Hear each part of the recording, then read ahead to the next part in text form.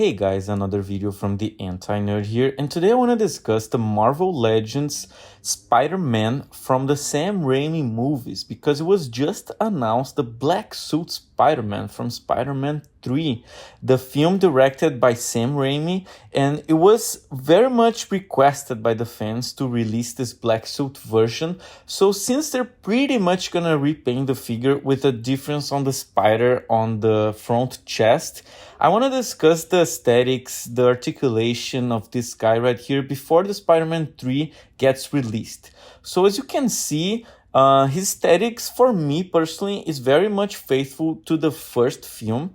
But let's take a look at the articulation, because I think there's two main points that people are criticizing, which is the articulation and the masked head, right, which also is gonna be a repaint. So let's go ahead and take a look at this pose right here that has been circulating on internet, mostly because of the maximum Spider-Man articulation range. I think that if you compare with the Mayfax or the SH figure arts, of course this Marvel Legends right here is gonna feel that it's not so articulated, and there's a little bit of a problem on the belly, the ab crunch right here, right? Because it's not difficult to make him look a little weird with that. So I would say it's a little bit of a problem in the figure that we noticed already. And the butterfly joints for me, I think they work, but they have such a small range compared to what we seem to be getting in the Maximum Spider-Man or even some other comic book action figures, okay? But the aesthetic is really nice, and I want to compare with the Toy Biz release. I only have this one right here, which is the traffic sign lights. His articulation is really limited, but I do think that this guy has some points in the aesthetics. For example, the texture of the blue of the suit and the spider in the back. It looks really good compared to the Friendly Neighborhood Spider-Man from the No Way Home. As you can see, there's a division in the spider there that looks kind of weird depending on the pose you want to make with him. And also there's a thing that I want to comment about the mask. If you take a look at the pictures of the first movie, he does have that cut in the mask, which the Toy Biz figures, they kind of deny that. They don't put that. So regarding the fidelity of the action figure, the No Way Home wins regarding that. I am not sure if the Mayfax or the SH figure arts. So let's take a look at the Tobey Maguire head right here. I personally do not like this Tobey Maguire head. I think it doesn't look like the actor. I think also this release is lacking two hands, and I'm gonna show which hands are missing, but it does come with the extra head. But for me personally, it's not a plus because this head doesn't compare with the Toy Biz one. But it does have the both flipping hands that the 3-pack comes, but it's lacking the left fist hand, and also is lacking the right hand of the crawling hand, which is a nice open hand, a little more open than the left hand. The left hand reminds me a lot of the DVD cover art, right? Which is one of the most iconic artworks for the movie. And also, I want to discuss a little bit the promo artwork that was circulating, because I think the Toy Biz was based much more on that regarding the movie. And the 3-pack right here, they tried to make alive the figure from that movie, right? The head also, it doesn't come with a good, super articulated range. The neck is stuck.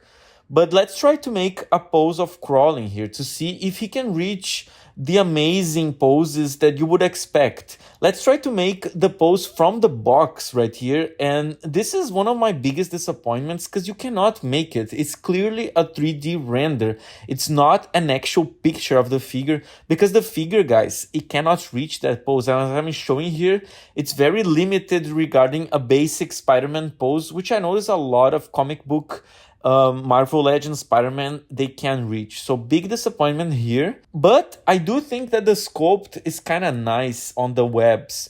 That's a aesthetic point I would like to highlight.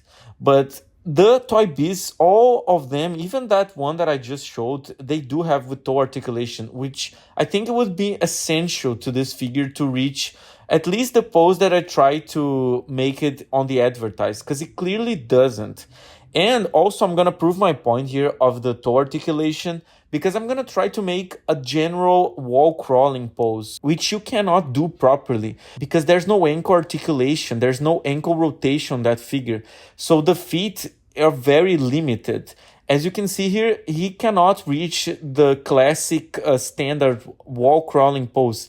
His head doesn't go up enough, and the feet are very limited. I want to show here an old Toy Biz figure that does have the toe articulation, and see how easy I can get this guy to pose the wall crawling pose. Because he has ankle rotation, he has the toe articulation, so right here I can show that I perfectly can put this guy on a pose. However, his head is also very limited, but it's a 20-year-old figure and it still can pose a little better than this Hasbro released that's recent. I want to switch the hands right here to see how they look with the fisting hands, because that's another complaint I hear about people, that the hands are too small. So let's take a look and see if they're really too small. Me personally, I think that it looks good, it looks proportional. People say that the thighs are really big, but honestly, I think it's a little faithful to the first film, because Tobey Maguire on the suit, he does have a little big thigh, and the hands are not super big. It would be a little out of proportion to have bigger hands than that, in my opinion. It's just that he seems to be squeezing very hard his fisting hand, so that's why it looks like this. But I don't think it looks bad, and it doesn't hold the criticism that people have. So the criticism regarding the articulation, I think it's true. The criticism regarding the mask, I think it's not true. I think it's actually accurate to the source material. And the criticism regarding the fisting hands is also not the best, because I think it does look proportional to his body. So one of the poses I think he really stands out is the both flipping hands and jumping like that. I think the articulation doesn't lack on those poses, that he's just jumping and swinging a little bit. So I think this is a strong point of the figure, to be able to jump in a way that reminds me a lot of the film. And it does have some nice sculpting on the webs. They're quite shiny, which I personally think it looks very cool. And the Toy Biz, they are less shiny and more gray. So let's try to make a pose here of him holding the webs, like this classic pose here from Spider-Man 2. I don't know if you remember, but it's one of the shots that really stuck with my mind when I used to watch the film so often when I was a kid. I really like the Sam Raimi films, but I didn't pre-order this Spider-Man 3 figure because I think it's the weakest of the films. So as you can see, the butterfly joints, they have a limited range. And if you put a web effect here, it would look good, but he cannot quite reach the arms together as you would expect from trying to reproduce the film, right? So what do you guys think about this figure?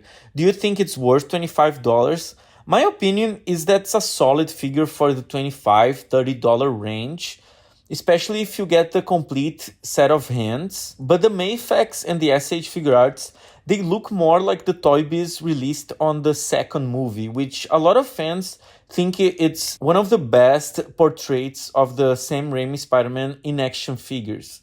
The Spider-Man 2 Superposable, which can go to $150 on eBay, even more. I've seen it for $200, and this guy doesn't go down. So my final thoughts on the figure is that it's a nice figure. It's not a perfect figure, but it's pretty accurate to the first film, and I would prefer this figure right here over the Toy Biz original Superposable that I had when I was a kid. I think it looks good, but this one just reminds me more of the movie, and it's just because of those things people criticize: the big thighs and the head.